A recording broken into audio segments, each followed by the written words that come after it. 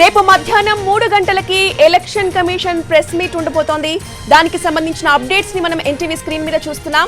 ఇక ఎన్నికల స్కెడ్యూల్ ని ప్రకటించనుంది ఈసీ.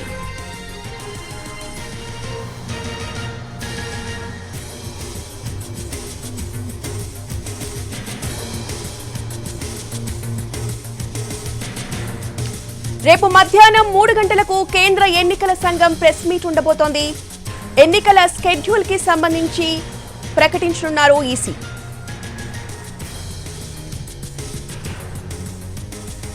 ఇక కేంద్ర ఎన్నికల సంఘం ప్రెస్ మీట్ కి సంబంధించిన పూర్తి అప్డేట్స్ ని మా ప్రతినిధి రాజు అందిస్తారు.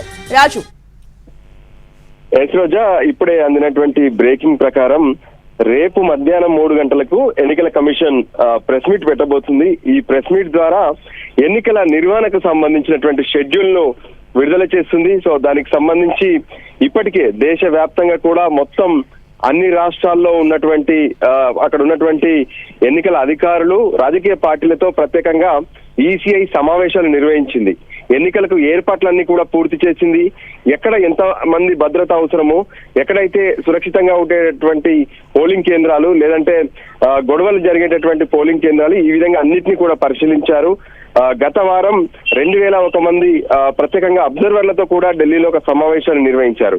అయితే ఒక ఇబ్బంది మాత్రం నిన్నటి వరకు కనిపించింది. అంటే ఎన్నికల కమిషనర్లు మరో ఇద్దరు లేకపోవడం అది ఇబ్బందిగా మారింది. కానీ నిన్న హై పవర్ కమిటీ 2 ఎన్నికల కమిషనర్లను కూడా నియమించింది. సో దానికి సంబంధించినటువంటి గెజిట్ నిన్న రాత్రే వచ్చింది.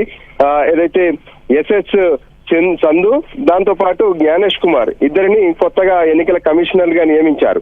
సో ఇక ఎన్నికల నిర్వహణకు మొత్తం కూడా ఆల్ క్లియర్ అయిపోయింది. దానికి అనుగుణంగానే రేపు మధ్యాహ్నం ప్రెస్ మీట్ పెట్టి ఎన్నికల షెడ్యూల్ విడుదల చేయబోతున్నారు. సో దేశవ్యాప్తంగా జరిగేటటువంటి ఈ ఎంపీ ఎన్నికలతో పాటు ఒకవైపు ఆంధ్రప్రదేశ్, అరుణాచల్ ప్రదేశ్, సిక్కిం రాష్ట్రాల్లో, ఒడిశాలో కూడా అసెంబ్లీ ఎన్నికలు జరగబోతున్నాయి. సో దానికి సంబంధించి కూడా పూర్తిగా ఏర్పాట్లు పూర్తయ్యాయి. దానికి సంబంధించి రేపు అధికారికంగా ఎన్నికల షెడ్యూల్ ను చీఫ్ ఎన్నికల కమిషనర్ అనౌన్స్ చేయబోతున్నారు. రోజా, రైట్, థ్యాంక్ యూ రాజు.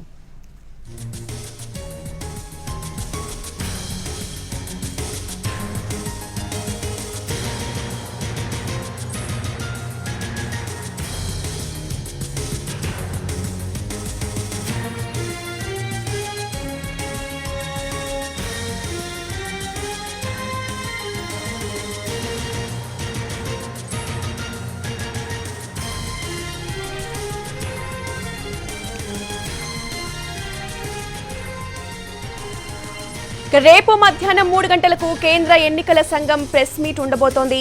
లోక్సభ ఎన్నికలతో పాటు అసెంబ్లీ ఎన్నికలకు సంబంధించిన అప్డేట్స్ ని కూడా రేపు ఈసీ వెల్లడించనుంది.